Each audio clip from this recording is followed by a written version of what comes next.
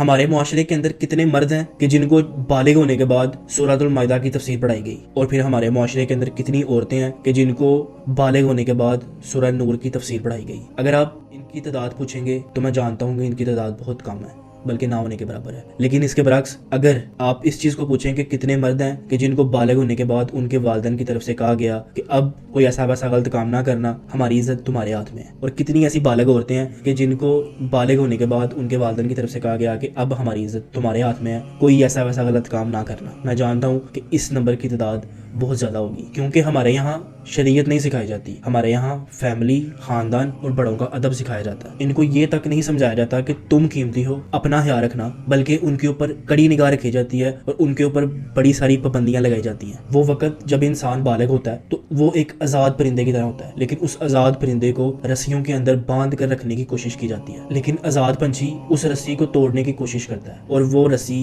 بعض اوقات گلے کا پھندا بھی بن جاتی ہے۔ لیکن اگر ہم اللہ کی رسی کو مضبوطی سے تھام لیتے اور اپنی اولاد کی پرورش قرآن اور حدیث کی حصار کے اندر کرتے تو یہ نوبت کبھی بھی نہ آتی۔ جوان ہوتی اولاد کو قرآن کی سیرت سکھائیں، بیٹے کو سورۃ المائدہ اور بیٹی کو سورہ نور، انہیں بتائیں کہ بالغ ہونے کے بعد یہ وقت اگر اللہ کی خاطر گزارا تو مستقبل بہت خوبصورت ہوگا۔ انہیں بتائیں کہ ان کے پاس حلال آپشنز موجود ہیں اور ان کو اپنے جذبات حرام تعلقات کے اندر خراب کرنے کی ضرورت نہیں ہے۔ انہیں بتائیں کہ ہم مل کر تمہاری زندگی کا اچھا فیصلہ کریں گے جو تمہارے لیے بہتر ہوگا اور اس میں تمہاری خوشی شامل ہوگی۔ حقوق و فرائض صرف اور صرف اپنی مرضی کو کسی کے اوپر مسلط کر دینے کا نام نہیں ہے، اور نہ ہی تربیت دو چار چیزیں سکھانے کا نام ہے۔ اس سسٹم کا سب سے بڑا مسئلہ یہ ہے کہ والدین کی اپنی خواہشات پوری نہیں ہوتی اور وہ پھر اپنی خواہشات کو اپنی اولاد کے اوپر پورا کرنے کی کوشش کرتے ہیں۔ وہ کہتے ہیں کہ میں نے اس کو پالا، کیا میرا اس کے اوپر حق نہیں ہے؟ کیا یہ میری مرضی کی شادی نہیں کر سکتا؟ اور پھر ازدواجی معاملات کے اندر فیملیز کو اپنا سٹینڈرڈ اور اپنی ویلیوز کا بھی خیال رکھنا ہوتا ہے، اور ان سٹینڈرڈ اور ان ویلیو کا خیال رکھنے کے چکر میں آپ کی پسند